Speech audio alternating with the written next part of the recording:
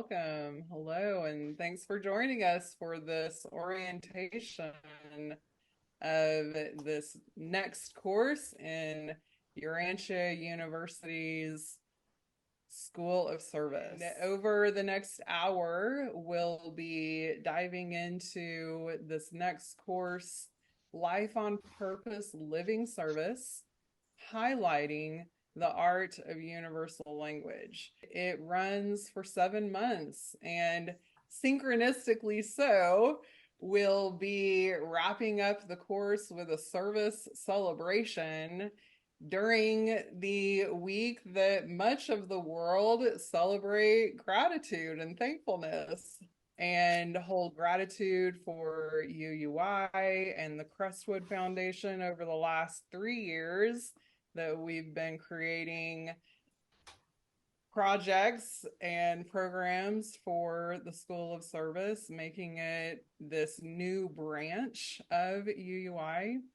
And the piece about the art of universal language is also a collaboration with the Urantia Book Fellowship in their web content committee's program, The Stepping Stones, which out of that came spiritual growth conversations. Our service team here during this course is my partner in service, Peter Lawrence of the Crestwood Foundation. And then Alden and Darla are my service partners in the Art of Universal Language. And we'll give them a little bit more time to speak later. And just a very brief overview. We'll give more details about this later as well in the art of universal language. When we serve, so much depends on how we communicate. So we propose that in seeking this clearest channel where we can understand and be understood is the highest level of service communication, values-based service communication. So what we call universal language means that first, we do no harm, we love, we serve up values, we don't unintentionally offend anyone or create a barrier, but instead a channel for mutual respect. So you're going to hear a lot more about that throughout this course. It's pretty much the main focus apart from the other course material, which is mostly self-directed and service leader supported, as well as supported and empowered by your service peers. So the first pillar in the art of universal language is preparing through intention setting. There is a lot of science out now that says intention setting with groups is very powerful. And I think of it as twofold: intention setting internally with yourself and that creative force, whatever you call that thing, that entity possibly that is greater than yourself, and then intention setting with the group. So now, like at every beginning of the meetings when we come together monthly throughout the next 7 months, we'll have a moment of intention setting.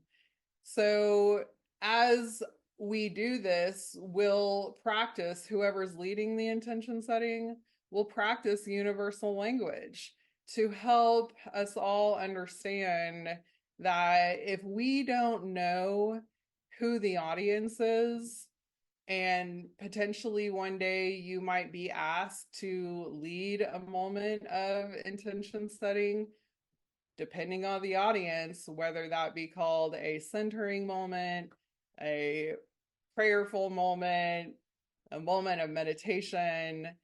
Yet, if it's an audience where you really don't understand who they are, and potentially it's even a secular audience, to be aware of the language that we choose. So the best that I know how to do an intention setting moment for an audience that I don't know where they're coming from is to invite a moment of silence to do with what you will in that moment of silence, as you keep in mind the intention of why we're here. Is setting the intention through this orientation for the next 6 months, and even getting curious as to recognizing, is this the season for you to join us in this upstep of your service oriented living? So, for a moment, get yourself comfortable, put everything aside that you can to really get yourself in this moment to be well prepared to receive the information over the next 50 minutes.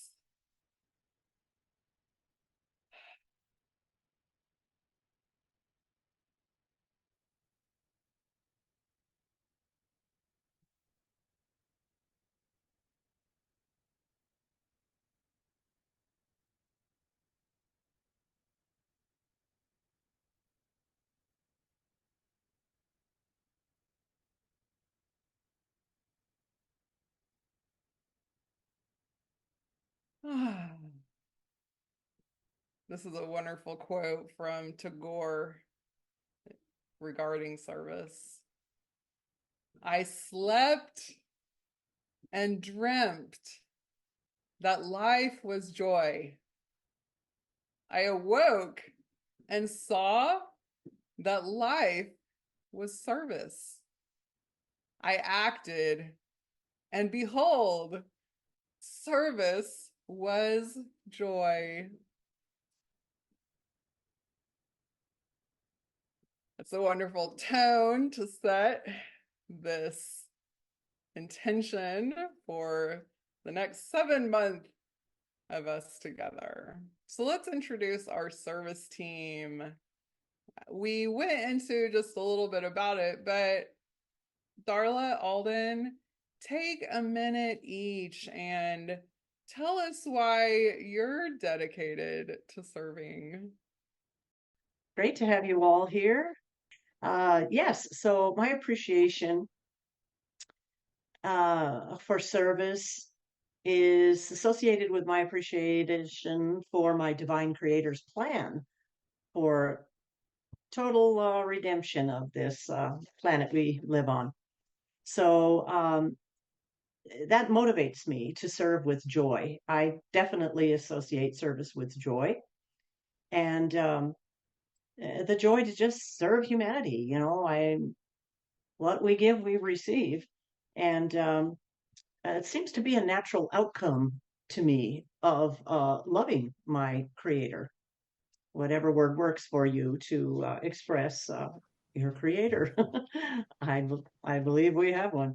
So, some thoughts that came to mind for me personally is it builds relationships to serve humanity. It expresses love, or I'm going to use the word God in this moment. I grow spiritually from service. And again, joy. Joy comes from service. And I experience fulfillment in that joy that comes from extending the love I have to another. And my actions become guided by love and compassion.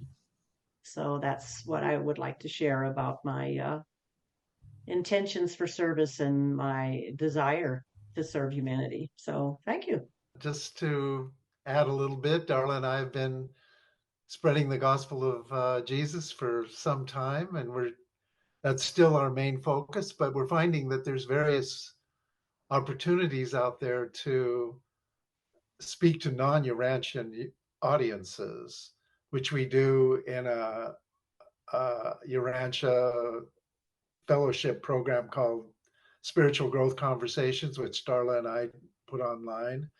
And we get other opportunities, like a friend recently invited us to a Unity Church weekend that's coming up in Michigan in June about the passion of creative mind. And those kind of events and different kinds of audiences are open to us to offer the gospel of Jesus in words that are going to be more universal and not just technically Urantian language. So that's our challenge now, to see if we can spread the word about the gospel in more universal ways. So we're excited about that and glad this program's starting up now. Thank you. Darla Alden and I have been doing this project with the Urantia Fellowship through their Stepping Stones program, Spiritual Growth Conversations, and Art of Universal Language came about as the host training for those conversations, because we don't market those conversations to Urantia community. So if you're ever interested in that, we'd love to talk more about it with you. So I'll just speak for Mr. Peter here. He gave me some words about why he is dedicated to service-oriented living. The understanding that human society is evolving toward great harmony and a desire to help foster that evolution. Amen. I agree with that. All right, there's our service team. And throughout the course, we have invited service leaders from the first course of the School of Service that was held last year. So throughout the months, we'll have some of those service leaders join us, and we'll introduce them when the time is right. So now we're going to do a little bit of a course overview. Then we'll get more into the Art of Universal Language and what to expect. So since about 2009, Urantia University Institute has envisioned 3 pillars: enlightened study, service, and experience. And the School of Service had its inaugural course last year, like I said, and we invite you now to continue that cultivation of a service culture in not only the UB community, yet in the world.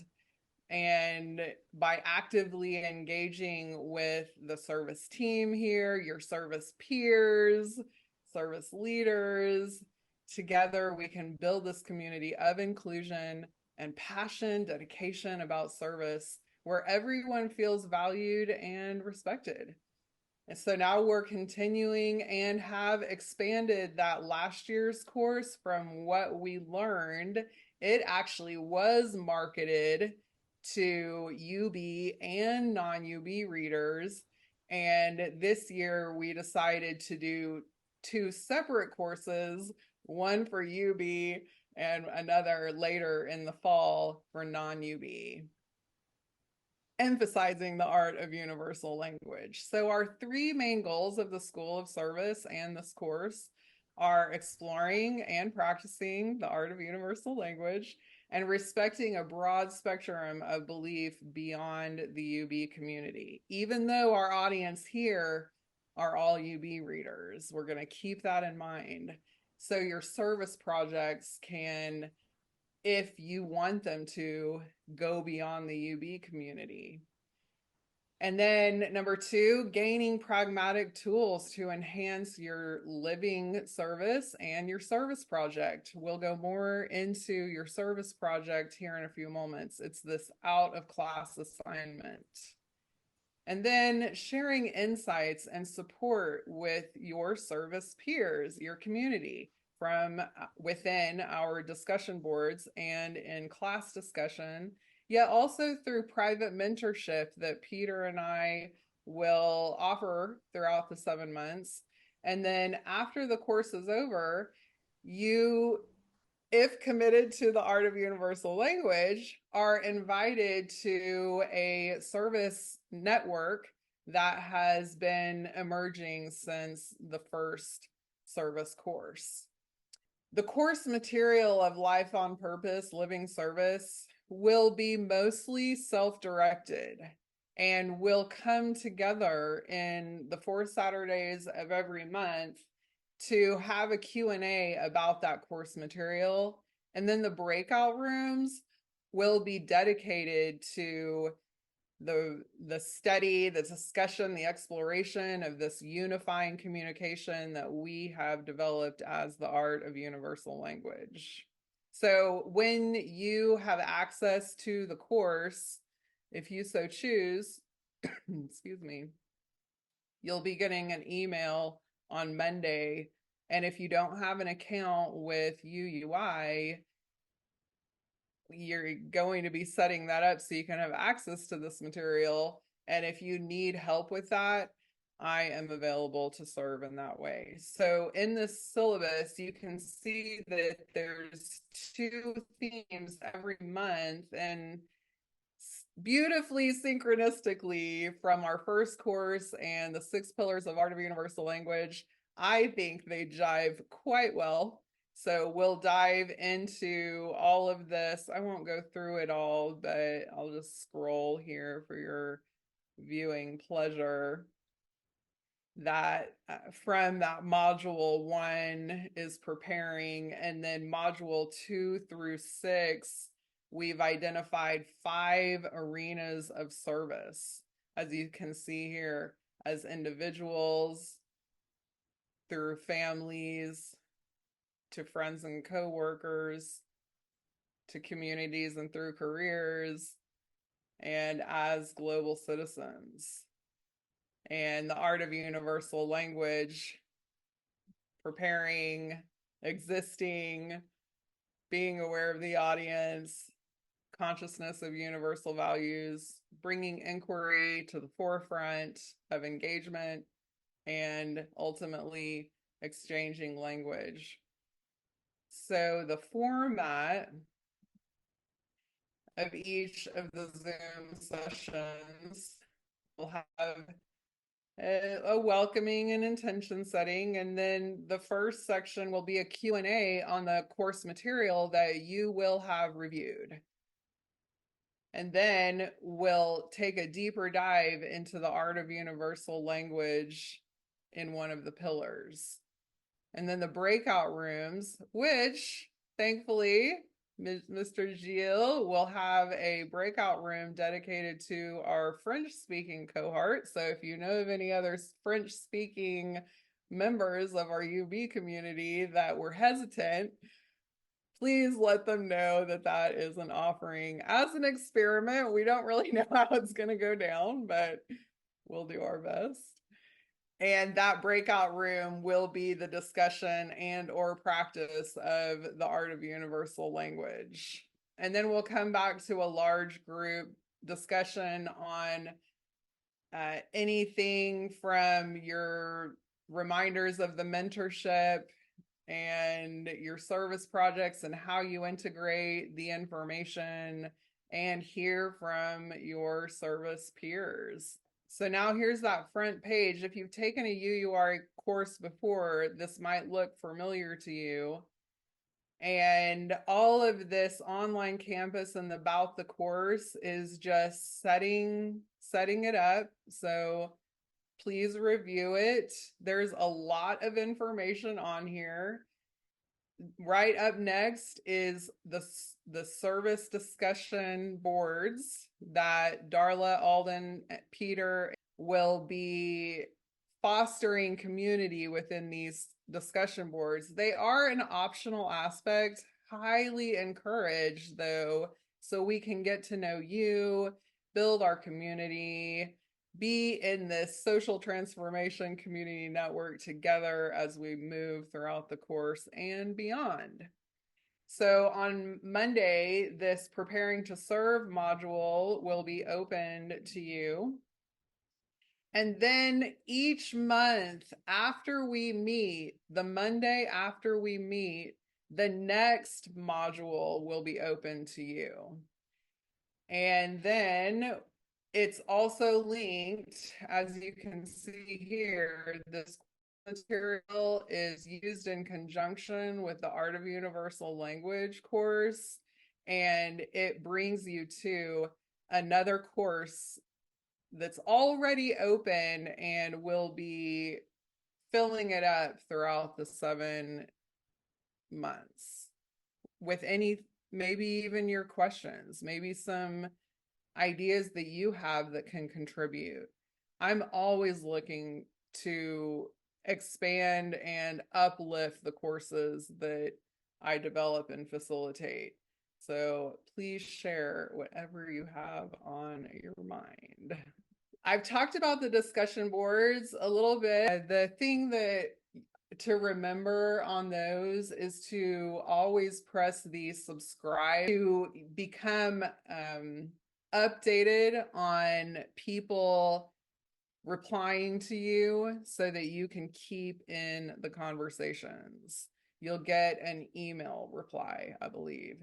And something that I've learned over the courses with regarding to the discussion boards is to potentially keep them as brief as possible, your replies or even your posts, so that they don't become cumbersome. I know that we all have so much going on in our service-oriented living. So if we keep them to 2 or 3 sentences, the posts and the replies, and what has helped me in that is to journal first about it and really get refined in my answers so we can keep enjoying doing the discussion boards and it's not a burden for anyone. All right, now we'll dive into the out of class projects. Some of you may have registered and or also have taken the Preparing to Serve survey, which if you haven't already, I can send you that. Now, the service projects, why we chose to do this course in a 7-month structure versus the last time we did it was in a 7-week structure, that we think, again, it's an exploration of the service projects having more time to integrate the information, to be empowered and building community with our service peers, and also to take advantage of Peter and I's what we're calling service leader mentorship. It's always available to you, and we want to help in any way that we can because we are both very dedicated to empowering and supporting at different levels. I'm good at some things. Peter is better at other things like nonprofit organization preparation and implementation. I'm more about the basics of really fostering an ideal art of living so that your service-oriented life can expand. And if Peter and I don't know something, I'm definitely committed to figuring out who in our community and bridging the gap between other service leaders who have been involved in this course before, or even other people in the UB community, or even beyond the UB community. I consider myself a connector, definitely on figuring out problem solving, how things can, if service directed and spirit led, if I dare say that word in this audience, I think I can, that we get these things accomplished for the social transformation of the planet. If things are meant to be, they will be. So we are here for you, and you will be reminded every Monday with an email that these service projects are here to be expanded in your life. And throughout the information that you integrate, they may transform completely from what you even imagined them to begin with. And that is a really exciting adventure, I think. So this service leadership, I can't say it enough, it's available to you. All right, and then we touched on the service community network. Again, it has emerged from the last course, and it is definitely a broad spectrum art of universal language community. It is not just UB people in there. And I see it as the legacy aspect of the School of Service, where we empower each other, we learn from one another, we have service leaders as mentors, we find collaborators or volunteers for your service project, or maybe two service projects that are so similar that you fuse them with your service peer. And then ultimately, I see that also as a potential education for fundraising. I'm not necessarily the best one to do that. However, I am getting better at it. Yet we are searching for an educator for fundraising specifically for that community. If you know of anybody, certainly send them to me. And ultimately also it becoming a channel for investment for your service project. All of that to be more explained when you actually join that community. Well, great to be here with you all. Art of Universal Language, I've collaborated with April Helen on for years now and grown and learned myself, and great appreciation. So part of this, we have to have a script to move this along. So don't be distracted if I'm reading some of this to you, so we can just make sure we get in these thoughts. And also don't necessarily try to retain all this. This is just an introduction, and I can't retain it all, so I don't expect you to retain it all. We're just touching on the ideas that we will cover each month, and of course more thoroughly at the time. So first off, we'll start with what do we mean by the art of universal language? Exploring unifying communication. That's actually a very good explanation right there.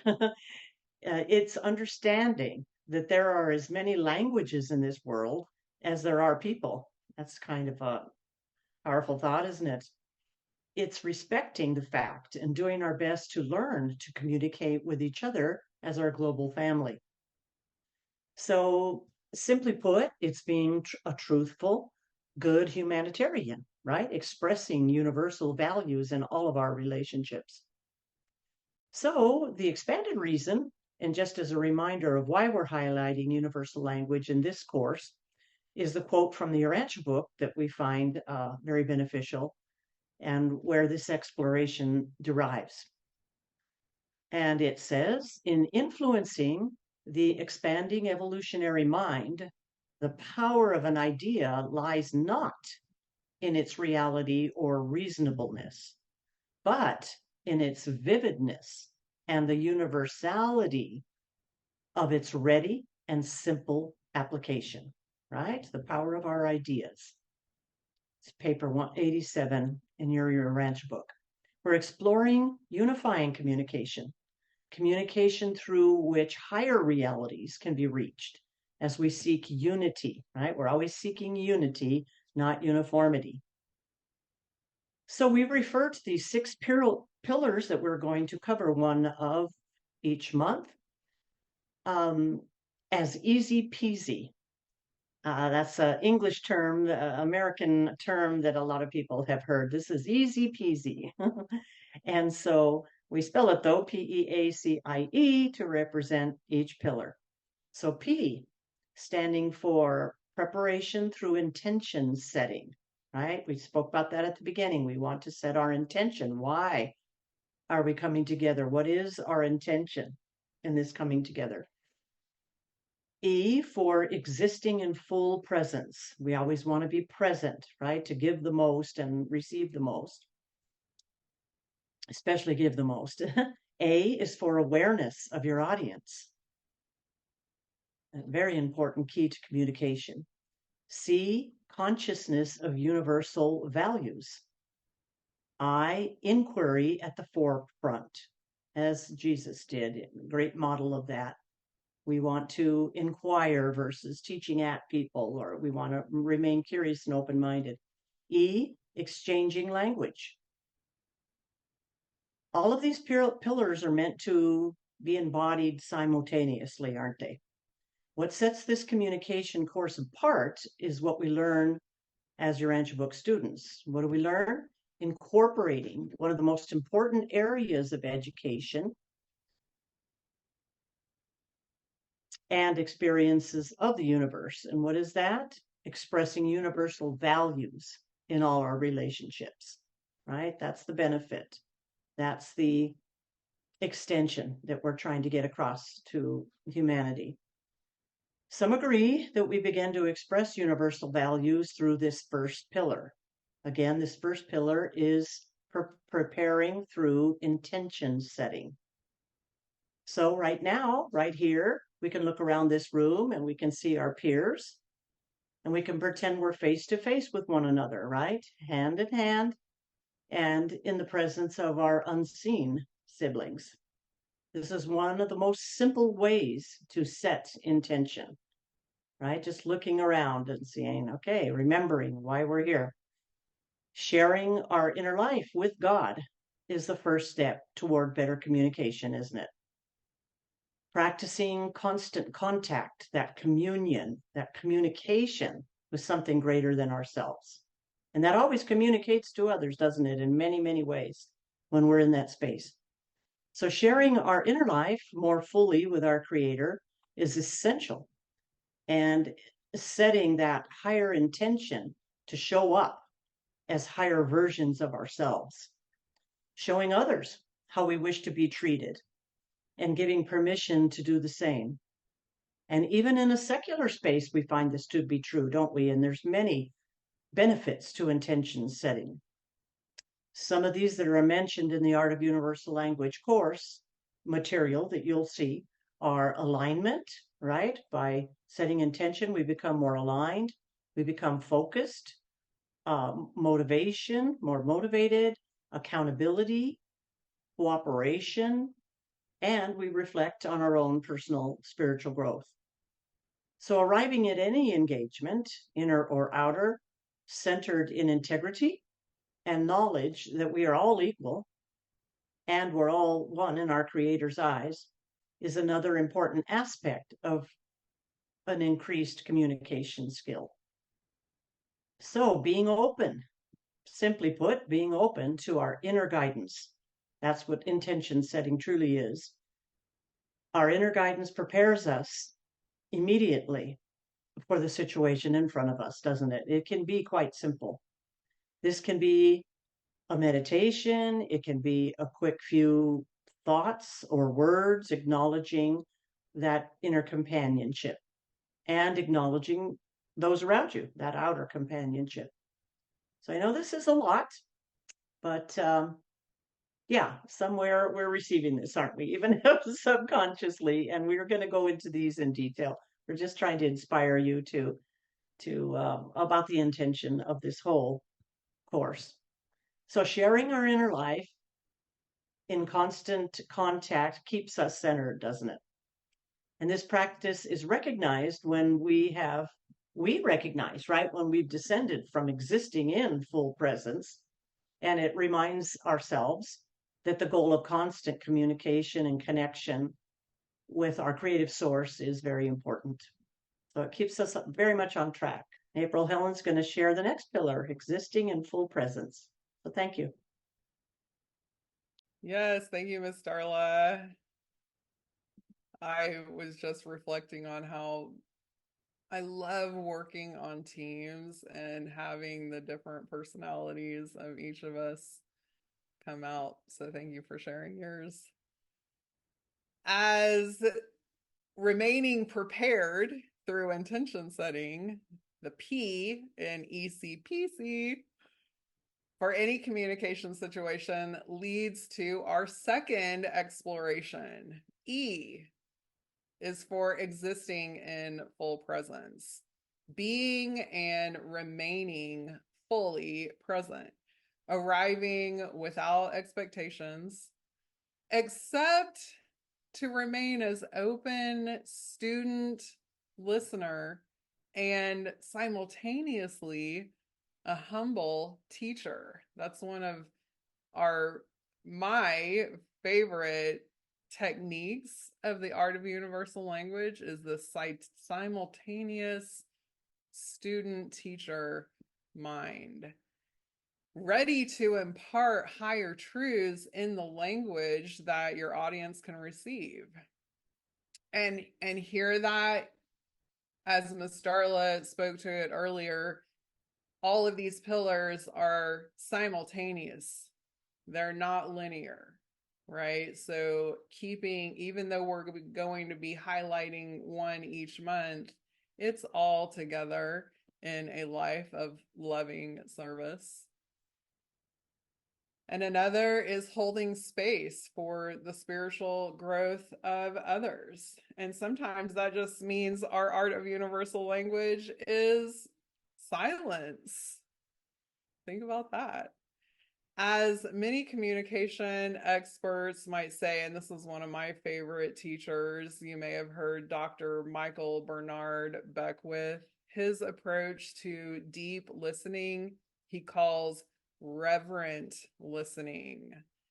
And this courageous, empathetic, compassionate listening ear is this deeper integrity and listening deeper than the superficial and hearing where the audience is at and accepting their pace of learning, their receptivity, and seeking similarity, right? Finding the unity through which you can eventually speak these higher truths in the language that they'll hear, or engage in your service project in such a way to offer it to the broad spectrum audience, if that is what you're wanting to do.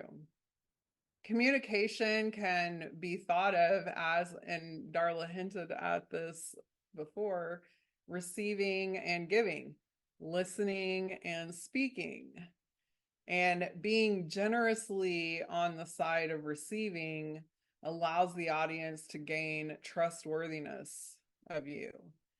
And we're advocating that being gracious in this listening skills, this receiving end, is important and is a gift. And it allows, alongside the building of trust in one another, that they also can be vulnerable and more authentic. This aspect of existing in full presence is this communication by showing up and existing in the presence sets us up for holding that sacred space with authentic and sincere love for the growth of others.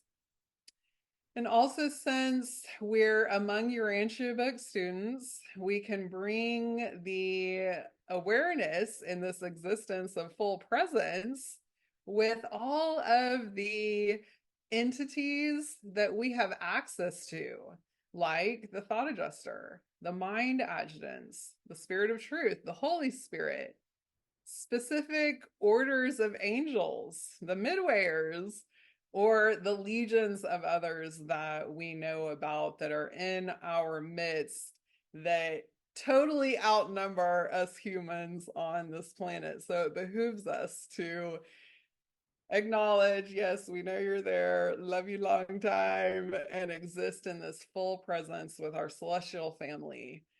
It further guarantees our ability to act these best versions of ourselves in every opportunity, whomever we're around, which leads us to the third pillar, which Ms. Darla will speak about, the awareness of our audience. So, awareness of our audience. You guys are all looking good out there, actually. Thanks for hanging in there with us.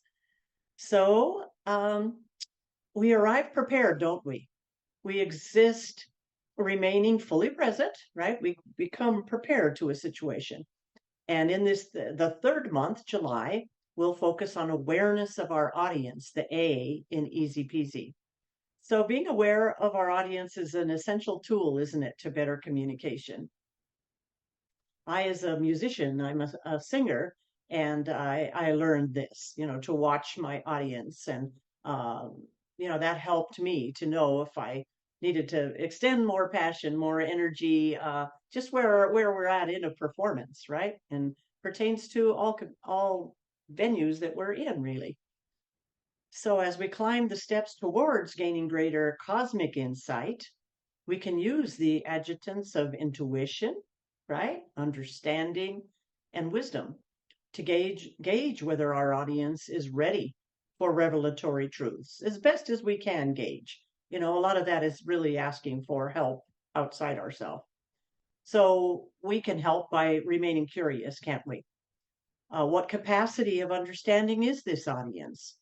What is their level of receptivity? And again, a lot of that is just watching, right? Watching, asking, identifying best you can their level of communication. So remaining curious about the audience helps us when we pose questions, right? When we're into inquiry, which is one of our pillars. Reading the room, we can understand how to navigate our communication.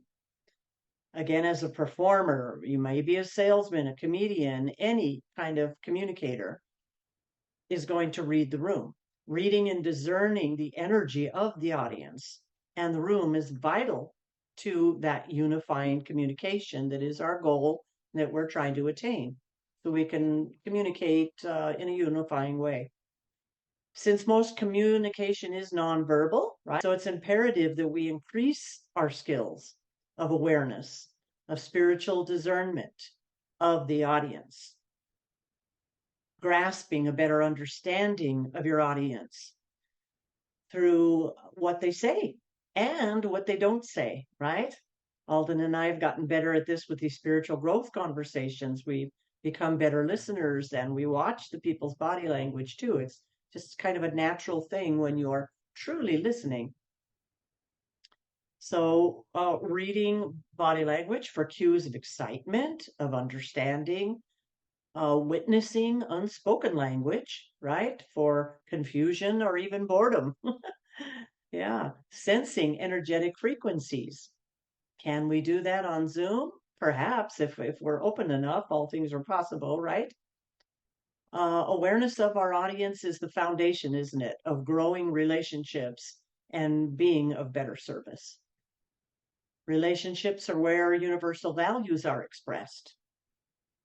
And so, speaking of that, this next pillar to be explored in August is our consciousness of universal values, which April Helen will share. So, consciousness of universal values. And again, all of these pillars are happening simultaneously. So, universal values, who do we know as the acme of religious living? Expressing universal values is the Jesusonian method. He navigated his every experience with being fruitful in spirit. And if you may know that there are actually 3 different lists of the fruits of the spirit in the Urantia book. In your course material, you'll have 2 different lists. One that Angie Thurston and I came up with through the Progress Project, and then another favorite of mine, watching Jim Downs. You may have access to his positive qualities, and there are thousands of these positive qualities that you can explore and integrate into your service-oriented living. The first 3 months were more about the inner foundations, right? Can you see that? Being discerning of your audience, that's an inner discernment, living in that full presence after you've prepared yourself and remaining in that constant prep stage of that existing in full presence. So these final 3 pillars are our outer expression. How do we become more and live those consciousness of universal values in every thought, word, and deed, and service project, and relationship and communication? So just as listening is a gift, and can provide spiritual experience for the sharer. Speaking while remaining in alignment with universal values, speaking and action is a spiritual experience and a contribution to others. Powerful, compassionate speaking is the access to creating what you wish to see. It's both creative and dynamic. Speaking to souls, see them as our angels see us, as Jesus sees us.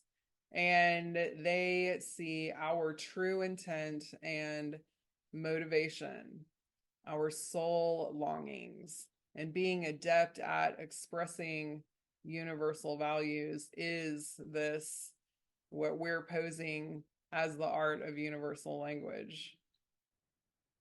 As we are intensifying our intention of better understanding and loving communication, we're integrating more expressions of spiritual values into our technique and bearing more fruits of the Spirit and our thoughts, our tone of voice, our energetic frequency. That's a good point. Can you do that over Zoom? I think we can. Our body language, our words, our actions, our intentions, bearing more fruits of the Spirit, and acknowledging by always honoring what our peers, our audience have said, either by mirroring or empathetic communication.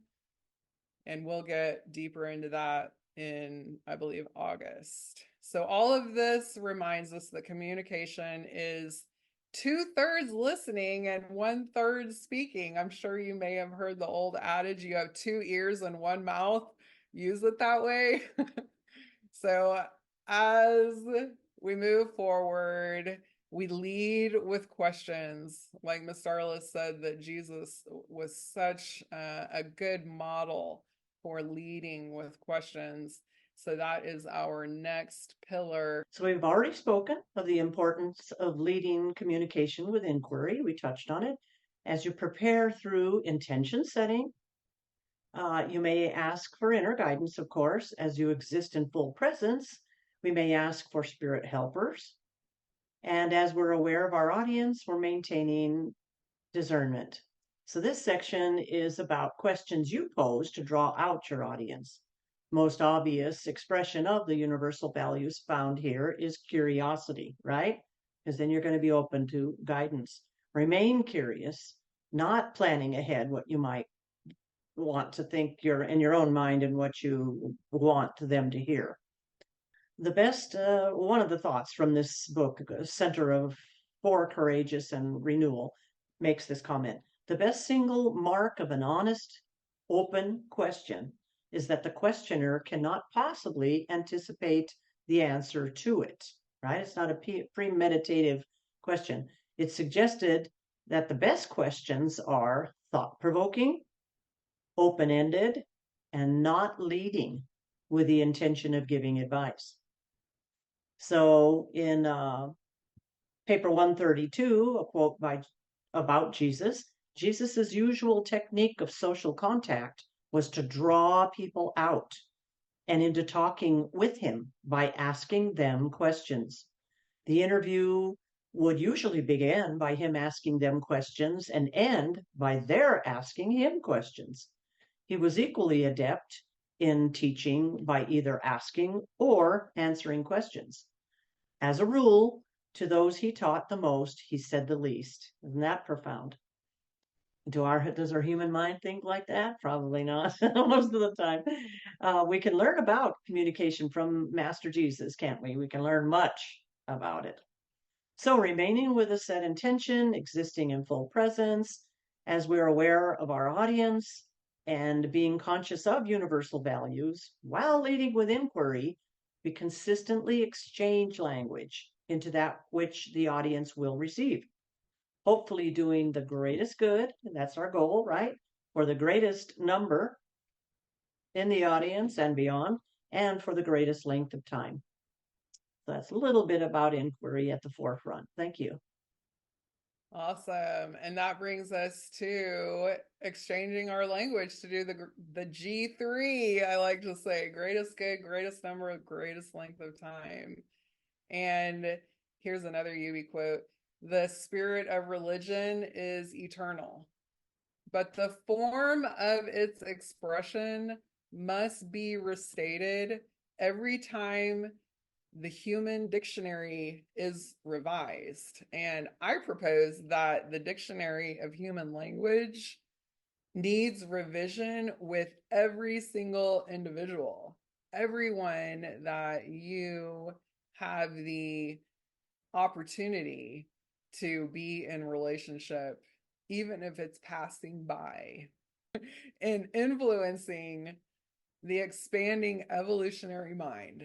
The power of an idea lies not in its reality or reasonableness, but rather in its vividness and the universality of its ready and simple application.